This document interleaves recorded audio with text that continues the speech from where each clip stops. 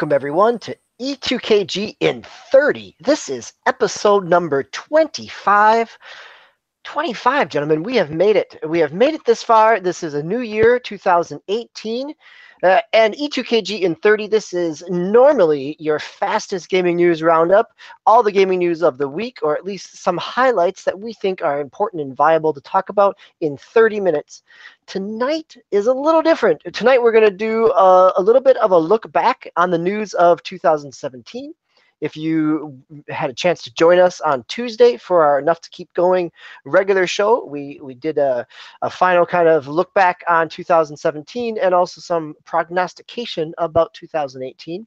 Tonight is our E2KG in 30 news show, so we're going to not only talk about the news of last year, but talk about why it's meaningful in 2018.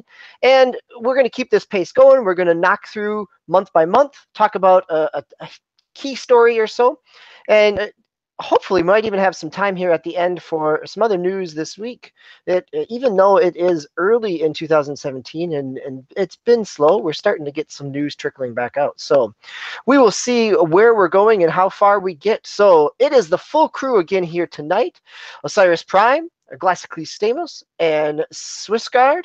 So good evening, gentlemen. How are you guys all doing? Good, DB. How are you?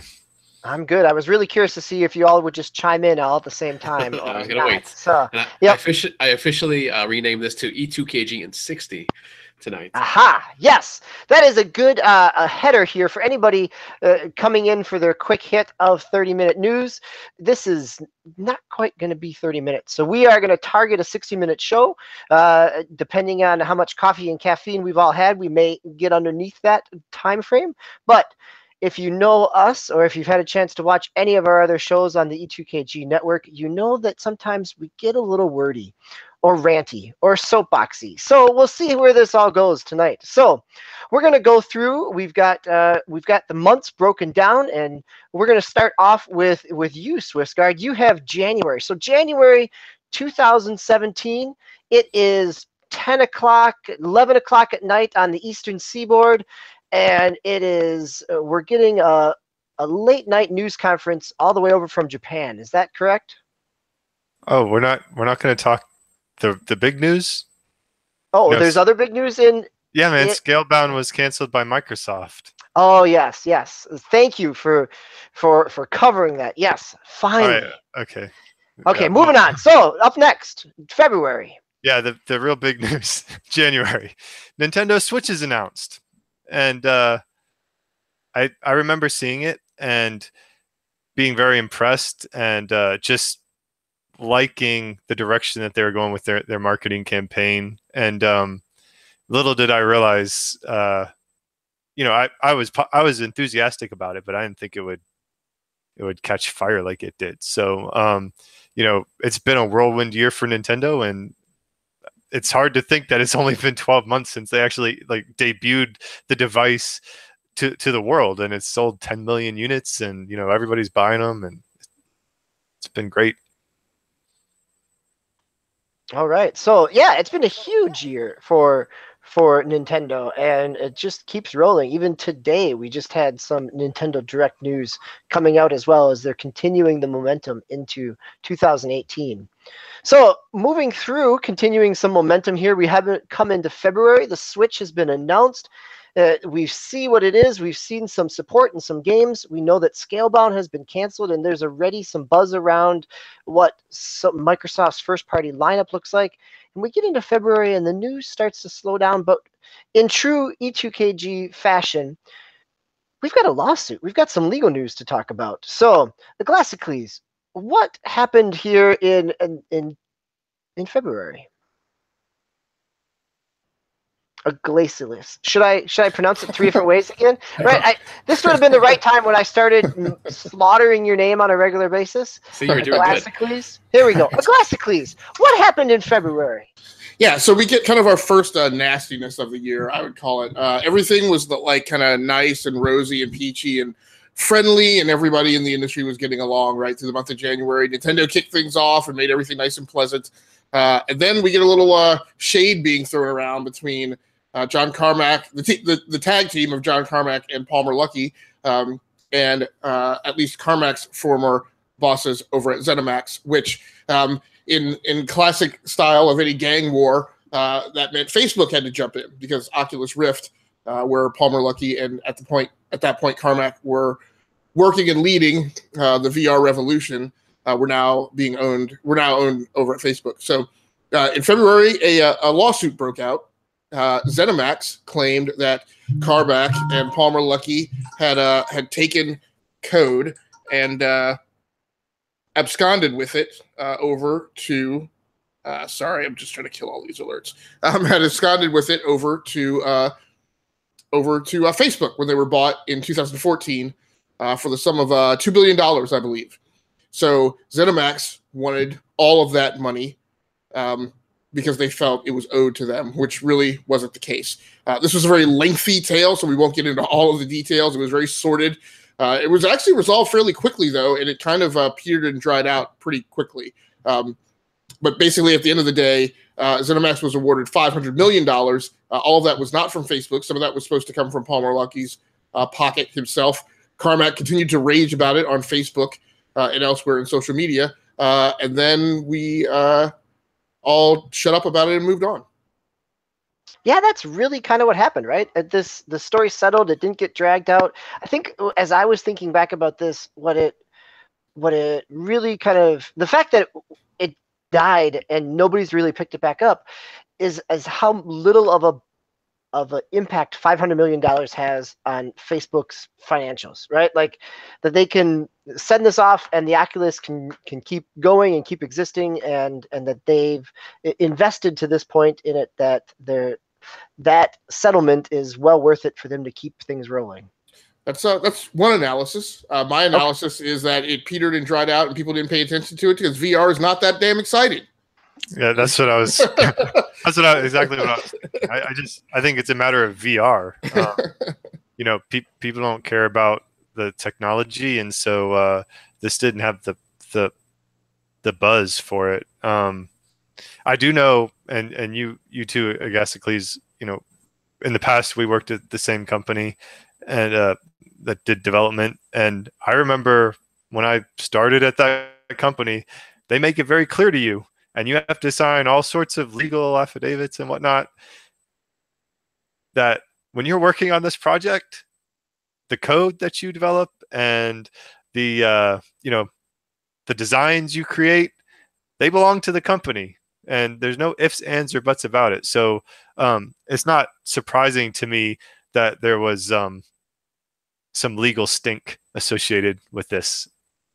Yeah. My only other comment on it, although as this was going on last year, I called foul on ZeniMax for a late hit, being that Carmack was at id for a full year, knowingly working alongside Palmer Luckey on Oculus Rift with ZeniMax's permission, and then all of a sudden, after the sale, they decided that they needed some of that sweet cash as well. So.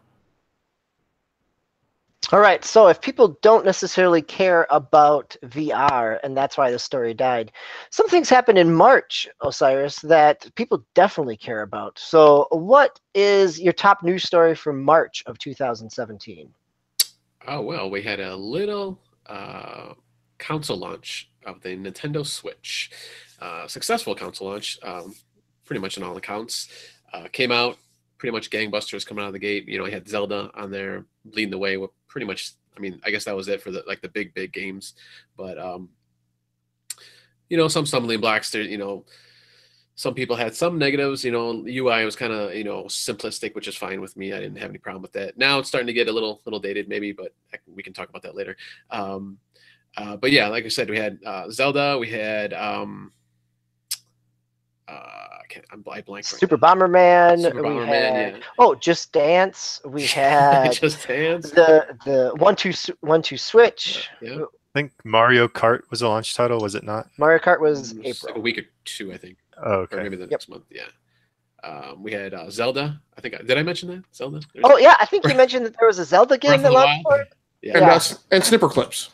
There you go. Oh, Snipper Clips. Yeah. And I think Prime is trying to work his way around to say that the launch lineup was limited. I do want to say that, however, that in very rapid fashion, things started just magically appearing on the Switch's eShop. And really, again, that stuff may not be your particular cup of tea, but in really short fashion, there were easily 30 or more titles available for the Switch. Yeah, no, I was just making light of it. I mean, obviously the biggest game, obviously Zelda, but yeah, they had a bunch of other the smaller titles, and that's just been pretty much snowballing now. I mean, they've got at least one huge title a month or so, and then kind of supplementing with the indies. So I mean, Zelda by itself, that's all you needed for like the first month or two. I mean, it's a huge game, so world to explore and all kinds of stuff to look for, weapons and armor, and I guess that's another issue with Zelda. But that's I'm not gonna talk about that.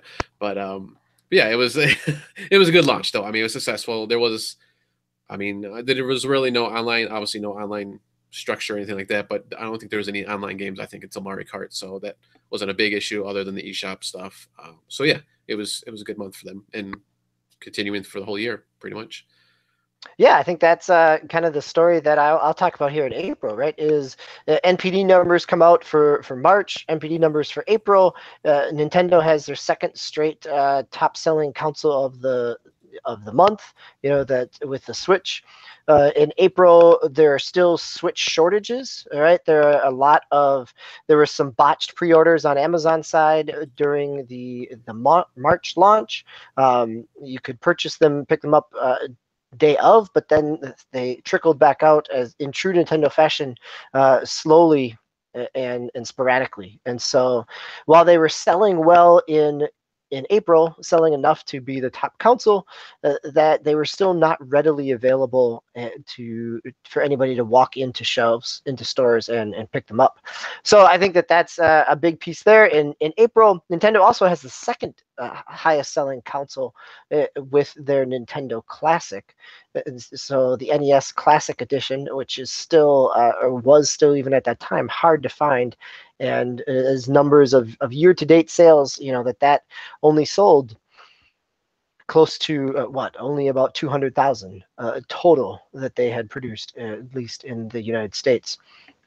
So that was a big piece here. I think the reason that this April story of Nintendo selling is a big story here in 2018 is because that, as you said, Prime, Nintendo's still selling the Switch, right? We just had news stories over the beginning of the year that the Switch has already outsold the lifetime sales of the Wii U in Japan, and that they are now the fastest selling console ever in the United States, faster than the Wii and all of its kind of pop culture kitschiness that ended up coming with the Wii as well. So it's been a good run so far for the Nintendo Switch. So lots of sales there, but Swiss, as we head into May, we've got some potential stories here that deal with sales as well. Yeah, one big story, I guess, that I've always kept an eye on is the Star Citizen Kickstarter crowdfunding, and by May they had reached $150 million milestone. So that was, in my view, that was big. But I actually think another kind of sales-ish story was bigger, and that is Destiny 2. So Bungie announced that they would not be releasing Destiny 2 on Valve. Instead, they'd be using the Battle.net service via, Activision, Blizzard's service. So, I don't think that Activision Blizzard is really, or when they announced it, they didn't really indicate that they wanted this to be this is our first step towards taking on Valve. It's more just, this is our turf, and we're not going to share 30% of our profits with you, Valve, if we don't have to. And, I think it's a little bit of somewhat of a milestone moment in that, the big publishers that have the weight they can throw around with that, pushing back a little bit and not just ceding the PC landscape to Valve entirely. So, from an economics perspective, yeah, it's a biggish story. I think May, is kind of the lull month before we hit the E3 excitement in June. Yes, so that sends us into June. And Osiris Prime, you were not able to be on our E3 wrap-up show as Gasicles and myself ran through all the breakdowns. Can I throw in one alibi? I'm sorry, it took me a while to get unmuted. So I think I think there were some big things in May, just in that. I mean, correct me if I'm wrong. So this was not the only Destiny 2 announcement in May, right? Wasn't this the whole time period where we got all the information about how your character was going to roll over, what was going to carry over, what wasn't, and that was a fairly large and often very tense conversation going on between the gaming and Destiny community and Bungie. Yeah, the middle of May they had their announcement, right? They had their fan event where they announced Destiny 2, showed some gameplay, had some Crucible matches up and available for attendees to play, and they did start talking about what would and wouldn't carry over. They had talked a little bit about some of that in April, and then kind of really resolved what would and wouldn't, and the result would be basically your character's face, and you get a banner. And the final DLC dropped in May too, didn't it? The Age of Triumph or whatever. That was March. So there was, they had a couple months build up. It was maybe end of March, beginning of April, where they had the Age of Triumph, right? The kind of the wrap up of Destiny 1. Yeah, so there's a lot of Destiny happening around that May time, kind of getting out in front of E3. So, yes. Any other Destiny 2 thoughts before we move on to some E3 announcements? Nope, that was it. Okay, Prime. So, here's your chance. Tell us about some E3 that in a year, in 6 months later, 8 months later, what's still on the horizon, what looks to be a big title, what stood out to you? Yeah, so I wanted to kind of just run through each company just real quick, just some of the announcements they had. I'll start with Nintendo. Obviously, Metroid. We had Metroid Returns, or Samus Returns, I believe, for the 3DS. Metroid Prime 4 was announced, just the logo, so that was, that was cool, I guess. I haven't played any of the Metroids, I think, other than the original back in the day, and I wasn't really big into it, but we'll see how that pans out with Metroid 4, if that even comes out this year. I mean, who knows? Like I said, all they had was a logo, so we'll have to find out about that. Small tease for Pokemon, possibly, and obviously now coming out for the Switch. Super Mario Odyssey. Obviously, there was a trailer, big reveal with all the worlds and stuff like that. We learned about the DLC for Breath of the Wild, and when that was coming out. Actually, that already came out. So, and I don't think the DLC had been announced yet, or maybe they had announced maybe there was going to be DLC. So we kind of got the rundown on those. Rocket League, big Switch game for me. One of the reasons I wanted to buy the Switch, actually, oddly enough, since I already have it on the Xbox, but that was officially announced. So there's some good stuff that came out of that report. Let me jump down to Sony here. We had Spider-Man, God of War, kind of the two big ones. There was a release date for God of War of early 2018. Nothing so far for Spider-Man, I don't think, in the last few months or so. Obviously, Destiny 2 is a big thing there. They're showing off more on that. Showed a little bit more on, I guess, Ecclesia's favorite piece of hardware, the PlayStation VR. So they show a little bit more on that, some games on there. And let's jump down to Microsoft real quick, because I got. So just while you're jumping down, Prime, I guess I have one question. Do we still think Spider-Man was that big a deal 6 months later? I know I didn't think it was a big deal at the time. It feels like that was a big thing that in the now that we've gotten past Spider-Man Homecoming and everybody was happy with that movie, and that game is still not out, because wasn't it supposed to have come out like along with Spider-Man Homecoming? I don't know, but it just... Yeah, I don't think they ever had a release date for that one. Okay. No, I think... Not that I know of. And it's set in its own universe, so it wasn't designed to be tied to Spider-Man Homecoming. But I think you're right, that there was probably more excitement around it because, fan service was eager and hungry for a Spider-Man game, or a Spider-Man experience. I think it still has the potential to be a really big kind of crossover title for PlayStation this fall. And I think the fact that it's a console exclusive to PlayStation is probably more important than, Spider-Man's a big brand that if you stick it out in November, if it's not filled with loot boxes like Star Wars, it's pretty easy for a grandparent or a family member to pick up on the store shelves. So that's where I say it's has some importance, maybe not because of its gameplay or its QuickTime events. Yeah, it'll be interesting to see if that even comes out. Because like I said, I don't think they've given any kind of release date yet for that coming out. So before I jump to Microsoft, I want to hit Ubisoft real quick. Far Cry 5 was officially announced. Actually, I think they had announced it maybe before that, but there was a trailer. They had 2 trailers for that. Beyond Good and Evil 2, which I believe, I guess, Cleese, you had a clip from there at one point in one of our shows, which actually looked pretty good. Yeah. We haven't heard anything since then, but hopefully that's still going to come out. Obviously, Mario Rabbids Kingdom Battle, that was a big one that kind of surprised everybody, even though it was kind of, I think, leaked or teased beforehand. Assassin's Creed Origin, they showed more of. I think they showed that during Xbox's press conference too. And then something I guess Ecclesias is really looking forward to, Skull and Bones. The Ultimate Pirate Experience, as I'm looking here on this one article. So we'll see how that pans out. Looks like more fleshed out version of the ship battles from, what was it, Assassin's Creed Black Flag? Black Flag, yeah. Yeah. Didn't they have ship battles in one of the other games too? Maybe like a little snippet? So there are, well, I'll say there are boats in Assassin's Creed Origins. I'm still trying to get my head wrapped around exactly how they can be engaged with, and some of it is not what you would be led to believe, but there are boats. All right. And then let's jump to Microsoft real quick. We had the Xbox X finally officially revealed, the name from Project Scorpio for the longest time that it was being called. We got the price tag. We got the release date, November 7th. Original Xbox games being backwards compatible during the fall of last year. So that was cool. Obviously, Forza 7, that's like a staple of Microsoft's press conference. We did have Crackdown 3 and actually a release date, but unfortunately that slipped. So that's coming out hopefully this year. I believe February or March. No, maybe spring. I forgot exactly when they pushed that back to. Once again, like I said, Assassin's Creed Origin, and then one of the games I actually, probably one of the only games I actually thought was really cool was Anthem.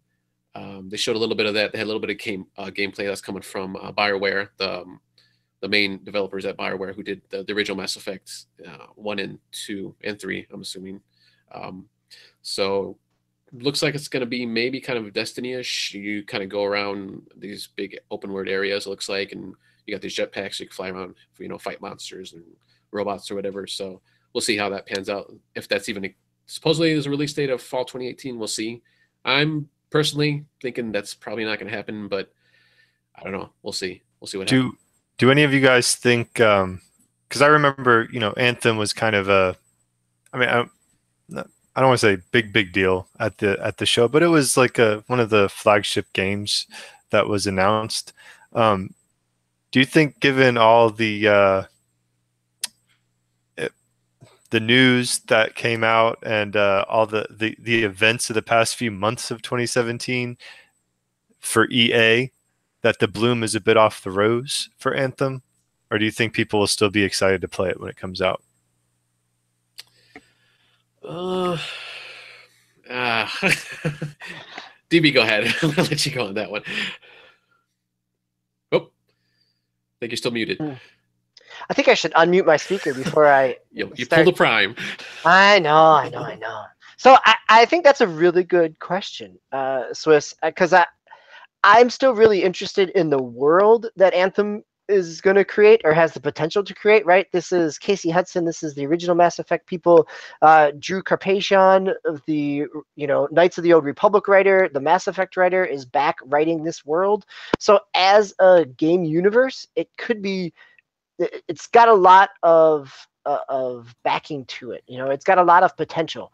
I think it also has a lot of potential to load up on loot boxes, and I think that's where the challenge may come. And I think that the fact, and we'll talk about this in some other pieces, I'm sure, that microtransactions make a lot of money for EA, and they did not make nearly as much money as they expected to make this year. And so I think that there will probably be some corporate push to get this out the door as well. That's a good question. I really didn't even think about that until you mentioned it, Swiss. And I don't know. Do you really think that, obviously, from the backlash with Battlefront 2, that they would be I guess you can say, ballsy enough to throw all that stuff into Anthem like that, and risk having another Battlefront 2 episode. Obviously, maybe Battlefront 2 they had a little bit more pressure with Lucas, or not Lucas, Disney. Possibly, who knows? Nothing's been confirmed about that. But obviously, with the Star Wars movie coming out, they might have kind of pressured them not to sully the Star Wars name. But Anthem, something original from, well, it's from BioWare, but technically EA. So I don't know how that's gonna pan out here in the future. I'm gonna pardon the interruption, you guys, a little bit. So, DBQ, I only say this to not take away credit from. So it's Casey Hudson batting cleanup, right? Because that game has been in development for a while, and Casey just came back this year for ostensibly what should be about the last year and a half worth of development, right? So I think that's his trajectory in terms of his time at the company, but I've also have read over the past couple months that this was the germ of this idea of Anthem was something that he started with, left the company, they kept running with it, and he's coming back. Okay. So you're right. Whether or not he's just carrying across the finish line and it's not nearly, what it could be or what he wanted, I don't know. Okay. Good point. So, but I continue to have faith in it because it's BioWare. When there's a wide specter of feelings, I think BioWare right now suffers a little bit from having been overhyped, and now there's kind of a Nickelback kind of backlash about whether or not they're really the great storytellers that the media kind of pumped them up to be, from Mass Effect and Dragon's Age, and Knights of the Old Republic. I continue to have faith in them. I think that they have done a good job of telling good stories and weaving open world-ish kind of settings that are not as unwieldy as a Skyrim can be, right? Where in an Elder Scrolls game, you can wind up walking around for 30 minutes, sometimes not often exactly clear on the path through the main campaign. So I still think at the end of the day, however it goes, the release of Anthem is going to be one of the biggest stories of 2018. Right now my money's on EA to make the schedule because they're that type of heavy-handed corporate leadership to make sure people make schedules. They have an incredibly large number of shareholders, and they care very much about their stock.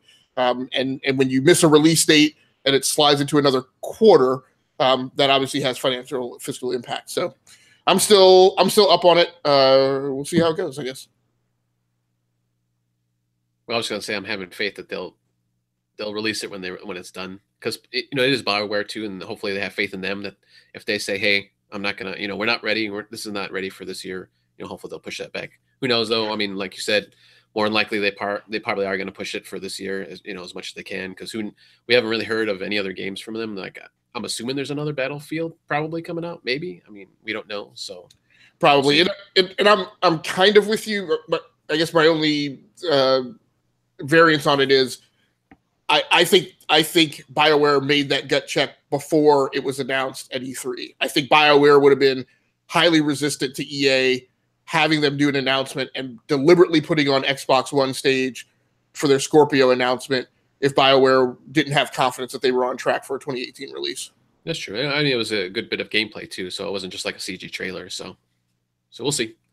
Yeah, I think that's a really good point, right? I'm smiling and chuckling because I'm thinking about Bungie, who was a storied and well thought of developer getting pushed by Activision to make a deadline as well. So, but yeah, I guess the one thing that I'll say on Swiss's piece, because I just want to go on record about this, I think that there'll be plenty of loot boxes in Anthem, but they will be cosmetic, and the press will be praising them because it's not as bad as Battlefront 2. Even if they are probably more over the top, I think that is something that we may be seeing this next year. Yeah. I think go ahead. Sorry. I think even if they are cosmetic, there is going to be a quick flurry of torches and pitchforks just because EA and loot box will be in the same sentence as. So, but if, like you said, if it is cosmetic, it should peter out pretty quickly, I think. Yeah, I was just gonna say it would kind of make sense in the game since you're in this robotic suit, so you can do different colors and different kind of shapes and armor pieces and stuff like that. So hopefully that's what they'll do. I'm sure we'll see it though. Okay, anything else for E3? This is 6 months into the year. We've got big stuff. This is always the big highlight of news for the year. So anything else on the E3 stage, Prime, that you want to hit? No, I was kind of looking through here. I know we had Bethesda and EA had their press conferences. No, I mean nothing super exciting, at least to me. So, Swiss, did you have something? I was just excited that Agasicles dropped Nickelback in a big spot. All right. So we're coming out of E3. We got lots of news, and then things kind of go quiet for a while because the announcements have been made, and now it's time to work on finishing those games. But July we get a kind of a different announcement. And actually it ties in with what's going on this week as well. So Blizzard unveils the first set of Overwatch League teams. So the Overwatch League, this is Blizzard's attempt in formalized esports. This is the first time that we've got some esports teams that are tied to cities and that are guaranteed contracts for salaries. We've got big owners coming in. We've got corporate owners over in Shanghai and in Seoul. We've got Bob Kraft here as Swiss holds up his Patriots shirt, right? We've got some NBA owners picking up some teams in Los Angeles. So this is this is the start of Overwatch League. We've got 10 different teams, maybe, I think, total that they end up with, that a number of them in the Americas. We've got some over in Asia and London as well. And so I think that to me, the reason that this story is kind of a big one is because it is not just an esports kind of tournament that's arranged and organized by a corporate sponsor or by Red Bull or by the publisher of the game itself. We start to see some investment in a more traditional corporate setting of what we know as kind of official sports leagues. So whether this is successful or whether it becomes the XFL, we will have to see. So that is the slow news of July. Swiss, do you have something? This is not video game news, but there are rumors that the XFL is coming back. What? Oh, hold on. We'll come back to that if we have time at the end of the show. So Okay. Anyhow, so moving into August, Agasicles, what do you have here? We've been talking about some BioWare pieces. What do you have for a big news story coming into August? Yeah, so in August, we finally saw EA take action for arguably, I'll call it the financial flub that was Mass Effect Andromeda, and pretty harshly, EA came down hard on BioWare Montreal. I'll call them a junior team, may not be the right term, but the backup team. I don't know. They were the alt development team in comparison to the BioWare mainline studio, who were handed over the keys to the limousine that had been the Mass Effect franchise. And there were many problems with Mass Effect Andromeda's launch, some of which were blamed on the management team. But who's to say? Swiss and I talked about that at length on an episode. And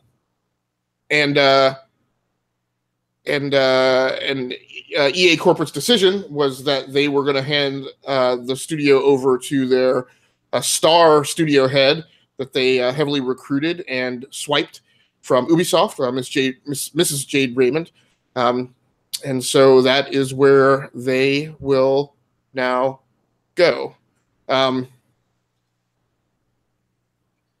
I ask a quick question, really? Yeah, go ahead. I'm sorry. I don't remember from the year, but did anybody play Andromeda here?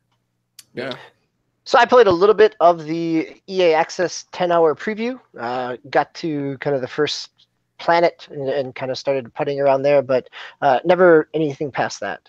Okay, I was just wondering if it was really, was it really that bad or not as polished as people were saying? from I played it the week before it launched, so it pre all the face patches that eventually came out with it. Yeah, it was not nearly as polished. It felt very clumsy. But it's I still have it installed on my Xbox, so I may there's a Mass Effect fan in me that's curious about where it goes, but. And as I look at the things you guys were discussing in chat, which fortunately was not about me making an error, EA took so many actions in 2017 that I was very worried that as I was talking about that, I had the wrong studio and the event associated with that. But we'll get to some of those other studios later. Yes, we will, right? Yeah, EA is definitely making some headlines and ripples, and that ends up being a number of problems and issues. And unfortunately for EA, they're making the headlines not in a positive way. So, but we will come back to them. Yeah. Any other final thoughts here on August? And the only other thing was this was also the month that it became difficult for people to get a hold of high-end PC graphics cards. The GeForce GTX 1080 in particular became scarce. Some AMD GPUs I think also became scarce this month because all of the Bitcoin, Ethereum, and all those other Merkwood, whatever. Cryptocurrencies, people were harvesting high-end GPUs so they could make their harvesting farms to collect more Bitcoin. Yeah, I really, this is an interesting story to me, mainly because, last year I upgraded my graphics card, and this year I started poking around to look to see, if I could take another step up, and realizing that prices had not only not gone down, but they've gone up kind of across the board for graphics cards. So was not really aware of that as the cryptocurrency mining aspect. So thanks. Yep. Thanks. Okay, so in September, talking about prices going up and continuing to sell highly. So my big news story for September is that GTA 5 becomes the highest selling video game of all time in the United States. So I say that kind of dancing around the line of words, right? That it is not the greatest selling video game of all time. Currently, that still lands with Tetris. Minecraft is right up there as well. But the reason that GTA 5 gets it is that in the United States, it breaks the threshold to become not only in the United States, but it is both in terms of unit sales and revenue. So that's what makes it the greatest selling video game of all time, is that it's not only unit sales, which keeps Minecraft and Tetris up there, but it is revenue. And this is what's kept GTA 5 on the NPD numbers for, since its launch in 2013, is that it's not only selling because of that single player game, it's selling because of GTA Online. It's selling because GTA Online has eclipsed the amount of revenue that's coming in from just the general sales of previous GTA games, that it has greatly impacted Take-Two and Rockstar's bottom lines, to the point where Take-Two wants continual engagement and microtransaction aspects within any type of game, because it has been such a revenue generator for them. So this is where GTA 5 kind of crosses that threshold of the biggest selling video game of all time, because of the revenue that it continues to generate. And I want to say, I think that was kind of thematic of 2017, right? We had several games. I want to say maybe one per major publisher, that really created kind of a new revenue model or shtick or whatever you want to call it. And it's this persistent stick-to-itiveness that some of the publishers had around some of their IP. Rainbow Six Siege was one of the games that most of its prior fan base had no faith in, because it went away from the notion of the single player and co-op campaigns. They eventually stuck Terrorist Hunt back in there, but Ubisoft has kept hammering away at that and sculpting it, and it's a big thing now. And same thing with Destiny. That was very much a theme of 2017, as Destiny 2 was preparing to roll out. Everyone taking notice and giving Bungie credit for despite the kind of shambling launch of Destiny, if you want to call it that, the kind of amazing world that they had crafted by the time the whole thing was done. So I'm all for more of that in 2018. Yeah, I think that's a huge piece. It's not only the worlds that are being crafted that people want to stay and engage in, but it's also what those financial numbers are telling publishers, right? We talked about this on our financial show a couple months ago in terms of that the microtransaction revenue for Activision, for Take-Two, for EA is all over. It's over 50% of their revenue for their fiscal year, and so it becomes a huge driving force within business making decisions. Sometimes that's been good, and sometimes, as we were just talking about with EA and loot boxes, that it's did not turn out as well as they may have hoped. So I was trying to give the publishers some credit for some altruistic kind of investment in the art of creativity, and DBQ has to bring it back down with more microtransaction talk. Well, since we're going to bring it back DB. down and bring us back to the cynical business reality that is our passion and our hobby. Wait, can I stop you right there for a second? Oh, 'Cause I keep it positive for a second more, a minute more. Just like kind of adding on to what I guess Cleese was saying, and the reason these games are doing so good this year is because they're throwing out content. I mean, constantly. I mean, GTA is always throwing out something probably almost every week, every other week. They're getting stuff out there, and game modes, cars, obviously, because GTA is a big car and vehicle game. So, Rainbow Six Siege, they do I guess they do seasons every. I don't know if it's every year or every quarter or whatever. They just throwing maps out there and just different play styles and stuff like that. So and it's kind of interesting because with the Ubisoft, they had the other game, For Honor. I don't know if you mentioned that. I'm sorry, I was kind of drifting in and out. I was looking at something. But they're always, they're always constantly, updating these games with, free stuff. They'll throw paid content out there too. But there's a good mix of these things that they're doing. All right, now you can break us down.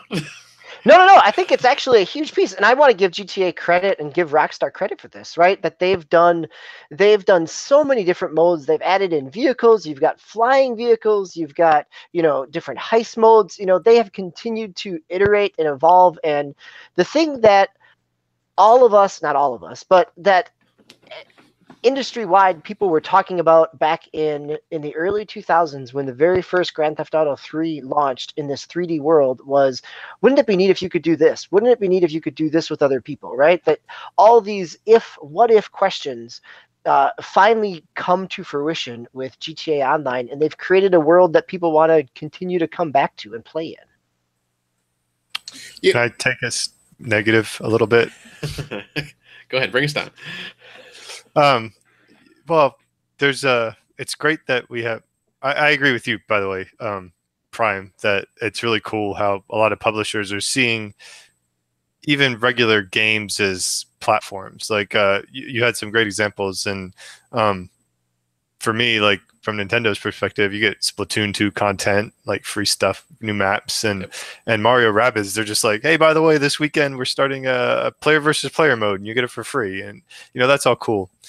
I guess the downside, as DV was mentioning, Rockstar providing all this content for GTA 5, it made me think about this meme I saw on Reddit, and which is probably a scary place to go, but since GTA 5, Rockstar's kind of focused on just providing that content for GTA 5, and they haven't really. I know we got Red Dead Redemption 2, I think, coming out soon, but it's been a long time since they developed anything new, and but they've been making money hand over fist, and I think there's a segment of the gamer population that's kind of. Can you view that as glass half empty? I'd say. Yeah, and I would say I'd almost take the engineer's view of it, right? There's people who complain the glass is half empty. There's people who complain the glass is half full. The engineer looks at the glass and say the glass shouldn't have been that big in the first place. Let me redesign it. I get what people are saying, but I think there's a strong there's a lot of value in the perspective of because we do this. I don't want to say we do this for a living, we get as close to doing this for a living as you can without actually doing it for a living. It is exhausting, constantly going from new hotness to new hotness, right? Every month, a bevy of AAA games coming out that you struggle to find time to play. And even if you're not doing like this whole podcasting, content creation thing, again, I've talked numerous times about the Xbox 360 generation and the problem I had because lots of the people on my gamers list were younger. They were constantly going in and trading new games. I would buy a game and I wouldn't get through that much content in 30 days, right? And then everybody would be off to the new thing. It gets tiring. I feel like it's rewarding to the gamer community because this is the thing I love. I love playing a game and having it for a couple years and being able to come back to it, and it's always fresh and it's been revised and there's something new. You get more for your $60 investment, and you get it's an additional layer of immersiveness. So there's 3, 4, 5 different sides and perspectives on the thing. I completely get that. I think one of them is that this isn't inherently a bad thing for Rockstar, who has continuously pumped out GTA games and shuffled people off to the next thing after you've invested a ton of time in getting through a campaign. I don't think it's bad. But I don't know. October. All right. Speaking of bad things that happened in October, so we've got a number of things to choose from here. We've got some positive pieces, but chances are we're gonna take it down a notch and come back to some cynicism here in October. So Swiss, what is your top story for October? My top story for October, which is, for me, it's like telling that this is, in my opinion, the top story in October, when we had like triple header releases at the end of the month of Assassin's Creed Origins, Mario Odyssey, and Wolfenstein 2. But my top story is Visceral Studios was closed by EA. And at the time, I think people were upset. Visceral was the studio behind Dead Space. They did Battlefield Hardline. So they had a positive following. And if EA closing BioWare Montreal a month or so before was excused because of the stepping on a rake that was Mass Effect Andromeda, with the Visceral closing, people started to get a sinister feel in EA.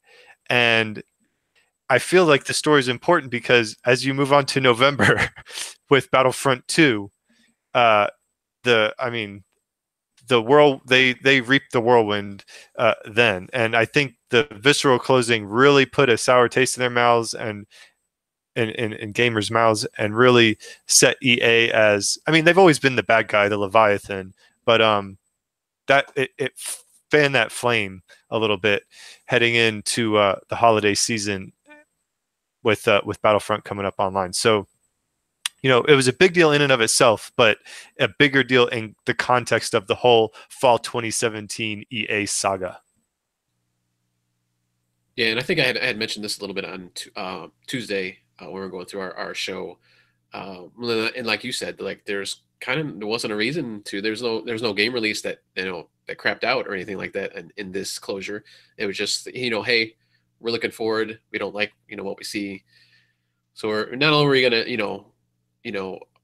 well, I guess they didn't close the game. They kind of moved the property, the Star Wars game, what they were working on, to another developer, and said, we're just going to shut you down. That's it. You're done. So like I mentioned Tuesday, they could have gave another game. They could have done something with them. Just to close them outright. It was just seemed kind of weird.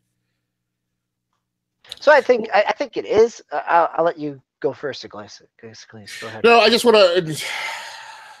So I'm actually going to speak on EA's behalf. So was I. For this year, I just want to. Wait. I'm done. No, I'm just kidding. just to put it in perspective, EA has, and I'm not saying we have, because I don't think we've piled on EA inappropriately. We've piled on them in places where it was appropriate. EA's gotten a lot of shade here this year for closing studios. I just want to point out and remind all the gamers, think back to 2010-ish and think of all of the studios that Sony closed down. we talk very much in this generation about how Sony's doing it right with all their first-party games and exclusive titles, but Sony took a hatchet to its first-party studios in the years of the PlayStation 3 whenever those guys launched a game that underperformed. So it with in much greater volume than EA's done this year. So I just wanted to point that out.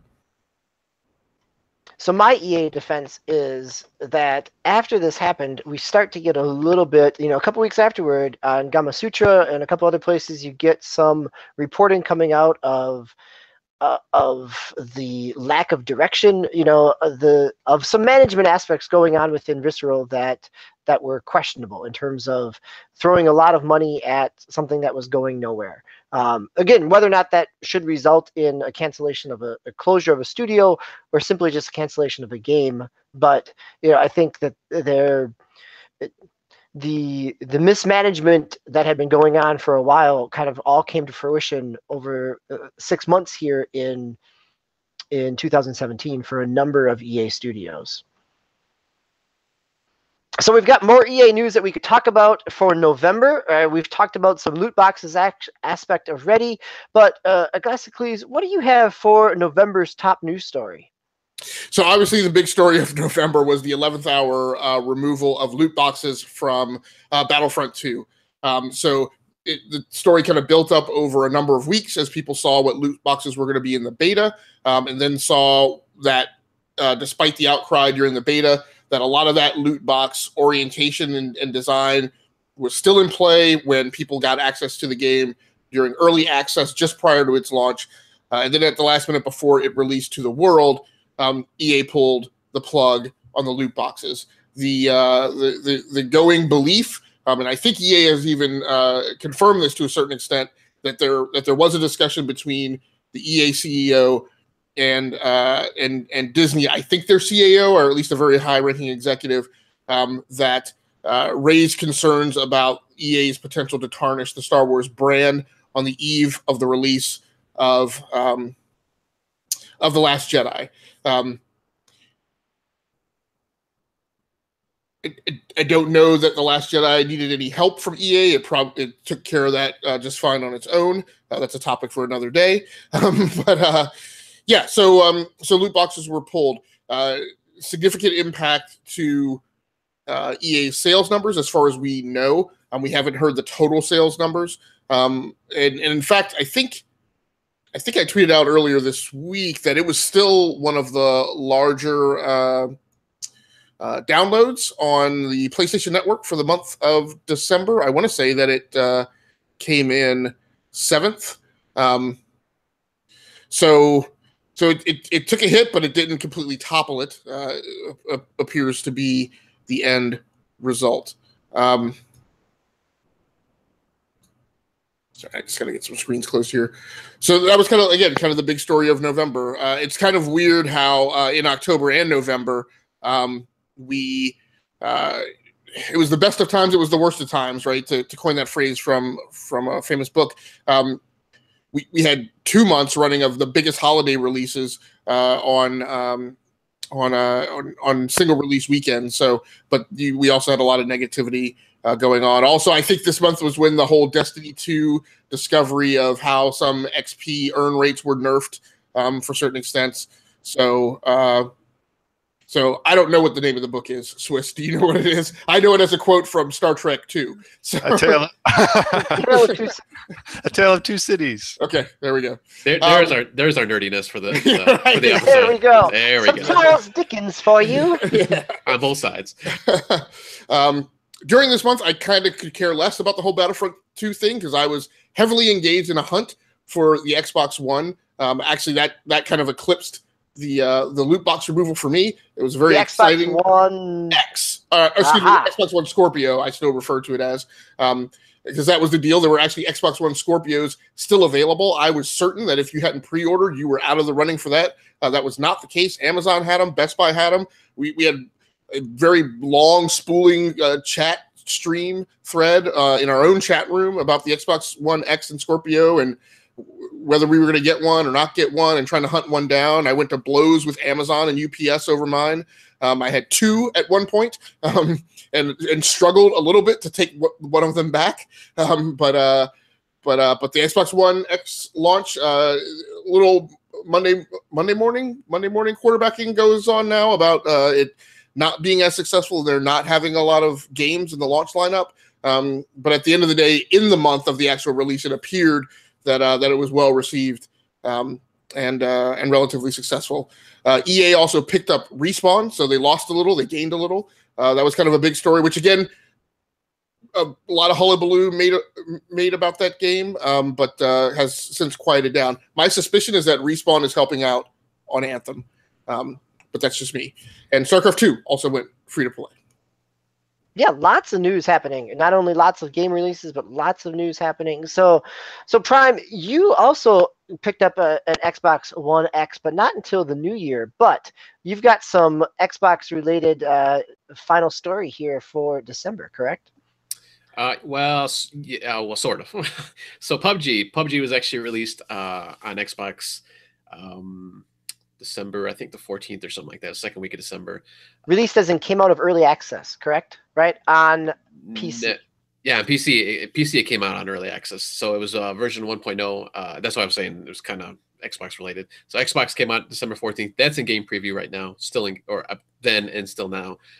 So that's their like early access kind of deal. But yeah, officially PUBG officially released 1.0 on the PC. And it actually released with an extra map, desert map. The map now, or the original map, I should say, is kind of like kind of foresty town, grassy area. So this is a desert map, which like full on, just all desert. You know, there's nothing else in the map. There are obviously buildings and stuff, but I mean, as far as the environment is, but so they released that, and you know, they've had their big. I'm trying to remember the exact number that the last number they've said concurrent players on PC. Remember now. Are they up to 3 million? 5 million? Yeah, they have surpassed 3 million. Yeah, I think it's like 4 or 5 million now. I think Xbox just came out with numbers saying that they've hit 3 million players. Now they didn't say concurrent players, so that's probably just playing it on, hitting the game basically. But yeah, so they're doing gangbusters right now. Speaking of loot boxes, they do have loot boxes in the game, but it's all in-game currency for right now, at least on the Xbox. I don't know about PC if you can buy stuff, but it's all just aesthetics, just clothes and stuff like that. So, and they're doing it the right way, I suppose, if you want to say it that way. But yeah, it's a great game. I love it. I'm loving it on the Xbox One X, which I just bought, like you mentioned. Looks way better on the Xbox One X than on my OG Xbox One. So, but yeah, it's like I said, it's in game preview, so it's having those problems, here and there, but it's still pretty solid game. Okay, so Prime, you wrapped up the year for us in 2017, but we've got a few minutes here before we hit our 60-minute mark. There is some news that you wanted to talk about from 2018 that just dropped this morning as well. Do you want to give a quick few highlights of that before we head out of the show? Yes. So real quick, Nintendo had a mini direct tonight, earlier today, and just some games that they announced on there. Pretty good amount of games that they announced here. We're getting Dark Souls remastered. I think a couple of you, or maybe all of you, were excited about that. I played on the Xbox One when it came out, I think free 1 month, and it was pretty decent. I'll probably pick it up eventually, maybe not right away. We got a couple of games from the Wii U, Hyrule Warriors Definitive Edition, which has all the content, maps, missions, everything from the Wii U and the 3DS versions. So that's coming out spring 2018. May 25th was Dark Souls Remaster. We have, my browser would stop freaking out here. We got Mario Tennis Aces. That's coming just as 2018 right now. That actually has a story mode coming out to it, which I guess one of the previous versions, it looks like the Game Boy Advance version had a story mode, which is kind of weird, but never played it. This is done by Camelot again. So the last Mario Tennis for the Wii U was just a tennis game. This is Camelot, who's done other RPGs as well. Okay. So is this a port then, or is this a totally new? I didn't really see any brand new information. Game. Nope, no port. Okay. So the only ports are, the port of World Ends With You remixed, the port of Ys 8, the port of Is that how you pronounce that? Yes. Ease? Oh, Ease. okay. Yep. YS is ease. Yep. Okay. Yeah, I picked that up on the Vita back in the fall, and so it's an action RPG, JRPG. Yeah, look pretty interesting. Yep. We had Payday 2. We got an exclusive character called Joy. He's got like a mask that's like a digital mask. So I'm assuming you can flip it to different things and stuff like that. A little bit of information on Kirby All Stars. We got some new fighters in Pokemon Tournament DX, and Was there nothing about Smash Brothers? No, nothing about Smash Brothers. No Smash Brothers. Did you guys mention the Donkey Kong Tropical Freeze is another one of their remakes? Yes, another remake there. Did you play that, Swiss? Yeah, we have it for the Wii U, and my family is kind of big on the Donkey Kong Country franchise. I mean, I remember the original on the SNES, so the Wii U version was pretty good. That was Retro, right? Retro Studios? Yes. Yes. Okay. Yep. Both the Wii version, Donkey Kong Country Returns, and the Tropical Freeze were both retro. Right. Back in the day, it was Rare, I think. Yes. Yeah. That's correct. Yeah. And then an extra mode in Mario Odyssey, Luigi's Balloon World, which was kind of interesting. There's kind of two parts to that where you kind of hide balloons, and then another player kind of has to go and try to find them. So that looks pretty cool. We got Donkey Kong in Mario and Rabbids game. He's a new character, although I don't know if they mentioned if he's. I think it's part of their season pass. Yep. And then the last one I just saw, we got I don't know how you pronounce this, Fee or Faye from EA, which was announced. That hasn't come out already, right? For the other systems.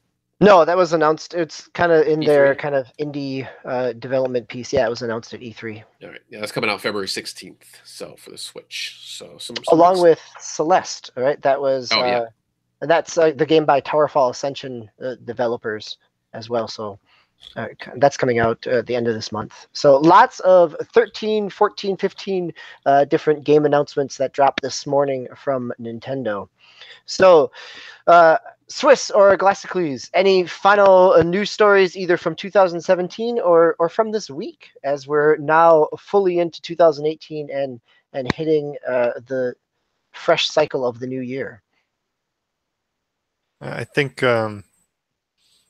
we pretty much hit the big ones. I'm trying to recall like a major plot point of 2017 that we didn't touch upon, but we hit the Switch, we hit EA, we hit microtransactions, we hit PUBG. I was a little concerned up until December. I think if we hadn't done that, I would have had to have mentioned PUBG somewhere in there, because that's obviously a major force of 2017, I think.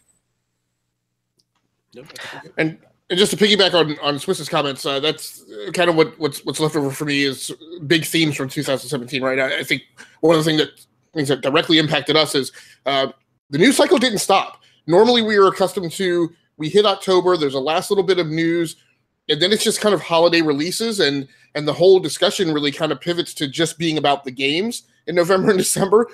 But there was a lot of business stuff, a lot of financial stuff. There were impacts to the industry from PS4 sales numbers, Xbox One, Scorpio sales numbers, and Switch sales numbers. And people kept screwing stuff up into the months of November and December. So a lot of news cycle stuff. Just to recover on one thing that I mentioned about Star Wars Battlefront 2, as that was another news story that continued, it was still the number 3 selling title on PS4 in the month of December, despite all the shenanigans. And then the final thing, the last few years, the conversation about games with critical acclaim have predominantly revolved around the indie games. But last year, it was the big games from big publishers: Horizon Zero Dawn, Nier Automata, Neo, Resident Evil 7. There's one at the tail end, and you guys are gonna have to help me out with the title. The Sensua,